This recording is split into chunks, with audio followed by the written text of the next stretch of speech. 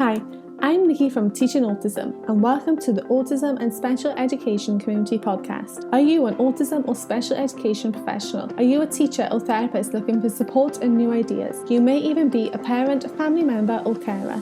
This podcast is perfect to help you find out more information, support, and get some of your questions answered. Hi everyone, and welcome back to another episode of my Teaching Autism and Special Education Community Podcast. Today on the podcast, I am talking all about word walls. What is a word wall? How can you use it? Should you have one? And this is really because over the last month, I seem to have been inundated with one question: what is a word wall? And it's usually followed up by, so should I have one in my classroom?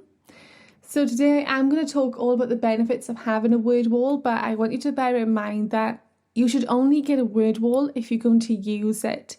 If it's just going to be pretty much a bit of classroom decor and you're not going to use it, it's not worth the time putting it together. You need to be intentional with your time. Make sure that you're creating things for your classroom that you're actually going to use and will benefit your students. So today I'm putting together this podcast episode and I hope that you find it helpful. So first of all, I'm going to start right at the beginning before we dive in and talk about what a word wall is. So a word wall is pretty much best described as a visual literacy tool, and it's usually displayed on either a wall or a bulletin board or somewhere large and visually appealing with large letters of the alphabet and a collection of words underneath them, and these are usually high frequency words. The word wall is designed to be an interactive tool, and it can be a great support system for students to use for reading and writing skills. Now, regarding high frequency words, a lot of people always worry about what words they should be putting on their word wall, and this is going to differ, but it's usually high frequency words. And by high frequency words, I mean sight words or words that are used in your classroom on a regular basis. And these are often words that your students are learning to read and write at that moment. However, as your students grow and progress and the year goes on, you can also include words that are related to skills and themes that you're currently working on with your students. I like to use the word wall as something that's continuously growing. It's not just a one and done. It's something that you're always adding to, and your students will be able to see those new words and use it as an ongoing support system. Now, a lot of people just assume that a word wall is just a literacy tool, but it's honestly not. I have been in so many classrooms where they have a science word wall or a math word wall, and included on these are all the vocabulary that's used in those subjects and what the students are working on in those subjects as well. So if it's animal habitats, there's going to be all different words that are linked to animal habitats on that word wall. And it's a great way for us to work on a range of vocabulary as well. When you're putting together a word wall, you don't have to create it from scratch if that's something that's going to overwhelm you. So I know for a lot of people, we can kind of overthink things, and when we're making them, all of a sudden what should take us maybe a couple of hours is going to take us a couple of days because we keep changing things, we can't make our mind up. So if this is you, there are actually a lot of places that you can just download word walls, and most of these are usually editable, and then you can put them up in your classroom, saving you time of trying to create these from scratch. So I'm going to include in the show notes today links to a couple of word walls that you can download and try out with your students as well. For me and my students, we like to have our word wall as the same theme as our current classroom decor, but that's not something you have to do. You can make it however you like and whichever way you think your students will respond best to. So for a lot of our students, they like something that's fun and eye-catching and a theme that they like. For other students, it could just be that plain is the way to go. You know your students best, and that's why I think it's important for you to keep that in mind. When you are creating a word wall, there's probably 4 things that you're going to want to consider.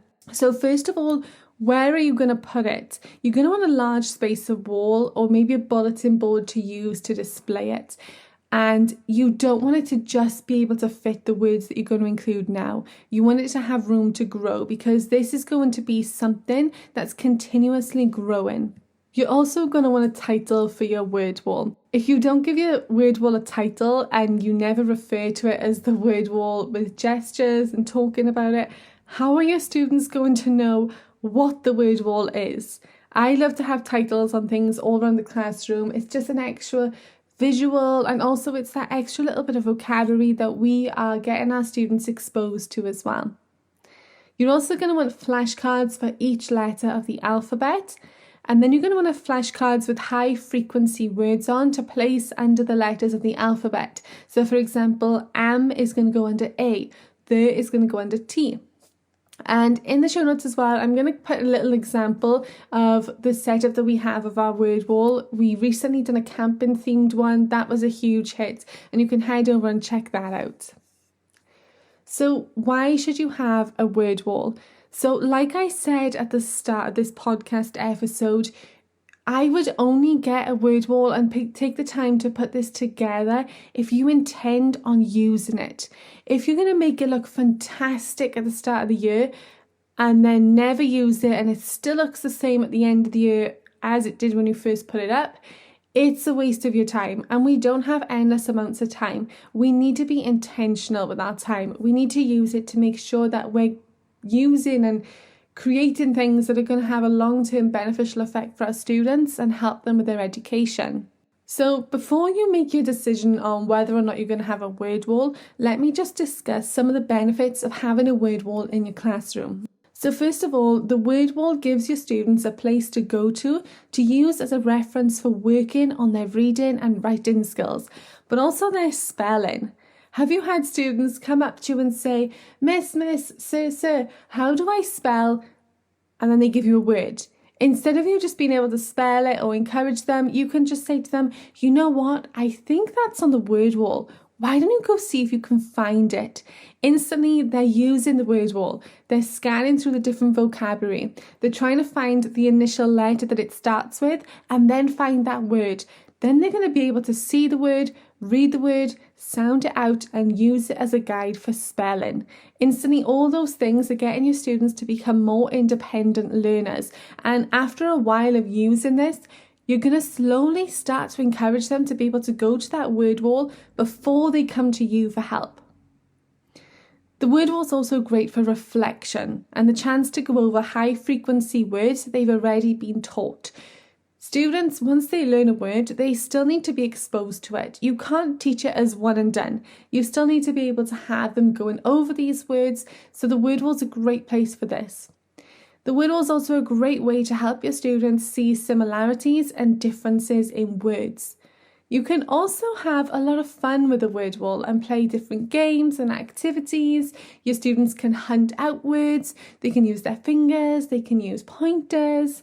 It also helps to promote that independence. So going back to earlier where the students hopefully will soon become conditioned to go to that word wall before they come to you. It helps to build vocabulary, and it's a great visual reference for your students. There are actually so many more benefits to having a word wall that is being effectively used in your classroom, but these are just a few of the ones that I wanted to go over to get you thinking just about how beneficial having a word wall can be. So, how to use one. This is the part that you want to consider the most. So like I've been saying through this episode, if you're going to have a word wall, you're really going to want to be using it. And you don't have to just use it as a reference or a spelling guide. There's a lot of activities that you can do with the word wall. So you can even use these in your lesson plans, and once the word wall's up, the prep is done. You're going to be adding to it through the year, and there's little things that you can add to it, but it's not going to be a whole lot of prep once it's up. So that's going to make lesson planning so much easier and also great for time fillers. So like we've been discussing, the word wall is continuously growing. So you're going to be adding words to it throughout the year. You're also going to be able to regularly teach and remind your students to use that word wall. A fun game that we like to do is a word hunt. Can you find the word there? Find me a word that starts with W or W. Can you find a word that means... There's so many different things you can do with a word hunt, and your students will love going on a hunt. We have a detective hat and a magnifying glass, and we get the students to really go for the hunt, and they love it. They get into character, they have so much fun with it, and it's just a great way to keep working on all those important skills. Also, I don't know about you, but when we pull out the pointers, the kids love it. They love using pointers, and you can use these pointers to read the different words on the wall. It's also a great spelling aid, so when students ask how to spell a word, direct them to that word wall first. Also, add limited time words. Get students to try and find the word, and they have to use it in their writing that day or week, and they get a special prize. Now, when I say prize, people always think that I mean spending a lot of money. It doesn't have to be that way. A lot of our students, a prize to them doesn't have to cost anything at all. It could be getting to sit with you at your teacher desk. It could be getting to use a special type of pen or a special crayon. There's so many prizes that kids will love working for. You don't have to spend a lot of money for them. You can also encourage your students to write a story using words from the word wall. Who can use the most words from the word wall? You can also take the words down and get your students to put them back on the wall in alphabetical order. You don't have to go straight into the deep end. You can start off small here. So just take a few words off the word wall, maybe one for 5 different letters of the alphabet, and then they have to match them to those initial letters and put them back where they think they belong. Have your students use a laser pen or a water pistol or something so they can zap or splash a word on the word wall and then say it out loud. You can also do this vice versa. So you can say, Zach, can you splash the word they? And that's a great way for them to listen to instructions, using those fine motor skills to line up the water pistol or the laser pen, find the word and then splash it. You can also use it as an opportunity to act out words from the word wall and then try and get everyone else to guess what that word is. This is usually best done by a member of staff because a lot of our students can get quite creative with their acting skills and then nobody really knows what the word is. So just bear that in mind. But kids have a lot of fun watching their teachers, be silly, have fun, act out words, and it's a great way for them to learn and understand what those words mean on the word wall. You can also turn off all the lights in the classroom and use a flashlight to shine onto the words on the wall and get students to read them out loud. If you're teaching sign language, you can start teaching the words on that word wall, the signs for them as well to your students.